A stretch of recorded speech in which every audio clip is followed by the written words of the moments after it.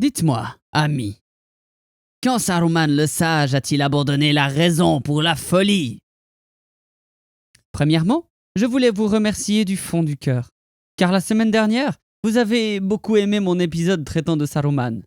Alors, pour vous faire plaisir, cette semaine, nous allons explorer ce qui aurait pu se passer s'il ne s'était pas détourné du droit chemin et avait continué à servir les Valar et les peuples libres. Si ce n'est pas fait, je vous conseille très fortement de voir l'épisode sur Saruman avant celui-ci. Il pourra vous aider à comprendre de nombreuses choses. Il est en fiche. Si c'est fait, on est parti.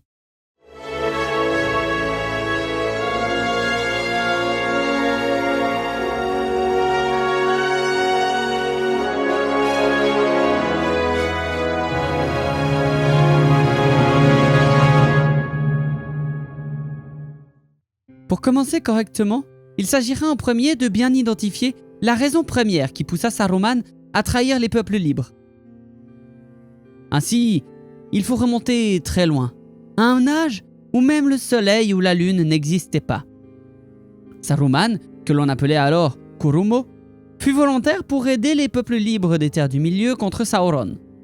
Cependant, la première pierre à l'édifice de sa rancœur et prélude à sa trahison, les Valar lui imposèrent 2 compagnons qu'il ne voulait pas avoir, Olorin et Aywendil.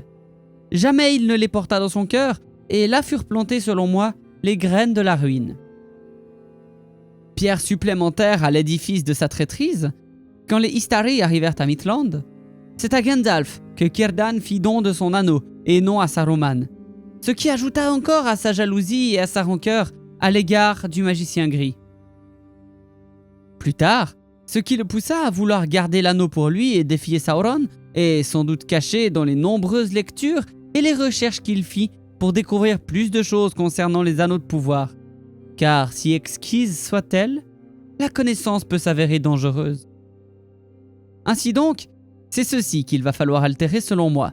Sa recherche de connaissances ainsi que sa rancœur à l'écart de Gandalf et son mépris de Radagast.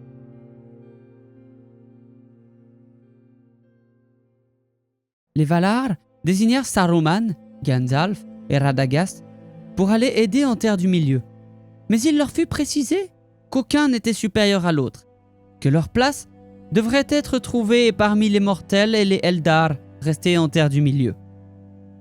Ainsi, une fois arrivé au Havre Gris, Círdan réunit dans ses hautes salles les Istari, Galadriel et Elrond lui-même. Là, il fut discuté de l'état de la Terre du Milieu et de la conduite à tenir contre l'ombre. Il fut décidé d'un commun accord que Saruman devrait aller dans l'Est avec les mages bleus afin d'essayer d'amoindrir l'influence de Sauron sur les hommes qui vivaient là. Il ne serait pas trop de 3. Radagast serait en charge de protéger la faune et la flore de la forêt noire en s'installant non loin de Dol Guldur, la vieille forteresse. C'est ce qu'il fit en s'installant à Rosgobel. Gandalf serait une pierre condamnée à rouler, à tisser des liens entre les peuples et à s'instruire sur leurs us et coutumes tout en les guidant depuis l'ombre. Ainsi donc, Gandalf fut désigné pour recevoir l'anneau de Círdan, qui lui serait d'une utilité cruciale dans les années à venir. Alors, Saruman voyagea dans l'Est en compagnie des mages bleus, qu'il laissa après plus d'un millénaire, car la rumeur de Sauron se faisait ressentir dans l'Ouest, et plus particulièrement à Dol Guldur. Afin de contrer la menace de la vieille forteresse et du sombre esprit qui l'habitait, le Conseil Blanc fut officiellement formé en 2463 du Troisième Âge, avec à sa tête Saruman le Blanc. Il fut alors de leur ressort de contrer la menace, et comme nulle tension n'opposait Gandalf et Saruman, les actions furent immédiates contre le mal. Mais la forteresse de Dol Guldur tient bon. En réaction, Saruman et Gandalf allèrent ensemble dans les archives de Minas Tirith afin d'en savoir plus sur le Seigneur des Ténèbres. Là, ils apprirent la fin d'Isildur au champ Osiris et ensemble découvrirent d'antiques documents parlant des pierres de vision. Ils apprirent que l'une d'entre elles était détenue dans la tour d'Orthanc. Saruman porta donc ce fait d'une rare importance au Conseil et il fut décidé de garder le précieux Palantir sous clé, car nul ne savait ce qu'étaient devenues les pierres du Nord et celles d'Ithil. Le risque était bien trop grand d'être piégé par Sauron. Cependant, Saruman offrit tout de même de tenir la vieille forteresse d'Orthanc et de fortifier les armées de l'Ouest par ses conseils. Ainsi, Saruman entra en Isengard et aima le lieu. Il se lia avec Lent Sylvebarbe, et tous deux pouvaient être aperçus marchant le long des chemins et promenades de l'anneau d'Isengard. Saruman apprit de nombreuses choses sur la vie, la forêt et le cours des choses selon les Ents.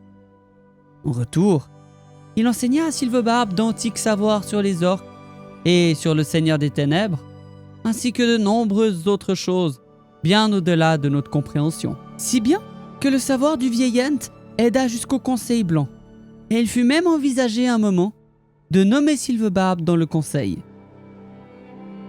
C'est en 2851 que Gandalf, à la recherche de l'héritier des nains, Thrain, entra dans Dol Guldur et vit la puissance amassée par Sauron, alors que le regard des sages se tournait vers le passé et vers l'ouest. À son retour, un conseil fut tenu à Isengard, et, si ce qui s'y est dit fut gardé secret, le plan fut dévoilé et mis en œuvre directement. Elrond, Galadriel, Saruman, Gandalf et Radagast marchèrent sur Dol Guldur, bien déterminés à éradiquer le mal du Nord aussi rapidement que possible, avant que celui-ci ne soit prêt. Ils eurent le concours de quelques envoyés de la forêt, Ents de diverses sortes, menés par Sylvebarbe en personne. Grâce aux connaissances de Saruman et du vieil Ent, ils purent s'approcher de Dol Guldur sans être repérés, et bouter Sauron hors des ruines après un rude combat. Après avoir vaincu Sauron dans le nord, les sages retournèrent dans leurs cités et villes respectives afin de préparer l'ouest, car Sauron s'était enfui et n'était pas détruit. Saruman chargea Gandalf de retrouver la trace de l'Unique, et il lui apprit alors tout ce qu'il savait. Ils passèrent de nombreuses heures sur de vieilles cartes, sur des plans et d'anciennes histoires, enfermés dans les hautes salles d'Orthanc. Ainsi, peu avant 2900, Gandalf suivit la trace de l'anneau jusqu'au champ Osiris. Mais ici, la piste se trouvait perdue.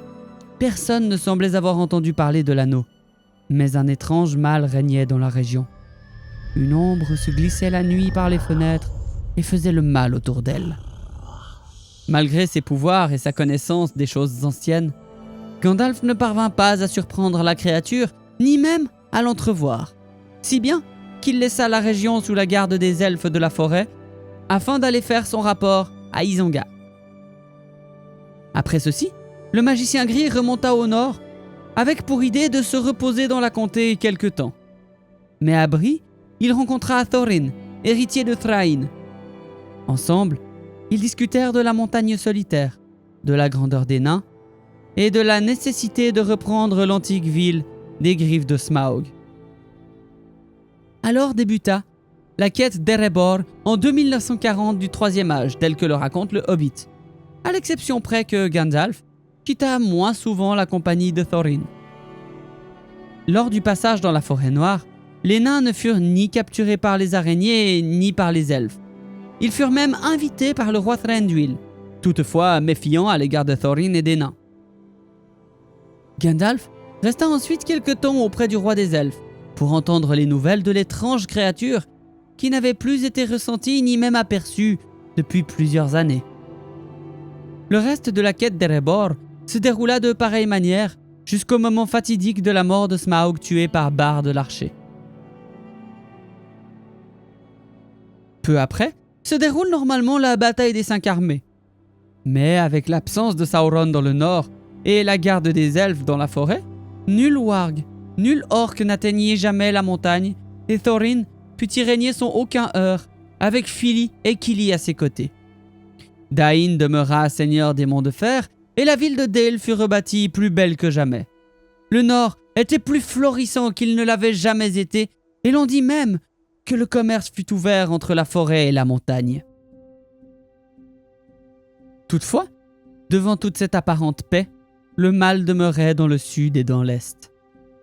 Saruman proposa son aide à l'intendant Ecthelion II du Gondor, et avec l'aide du sage, le mal fut repoussé au-delà de l'Anduin par le fils de l'intendant, Denethor, tandis que les armées des hommes du sud furent rejetées encore plus au sud, au-delà de la rivière Poros, par un certain Thorongil.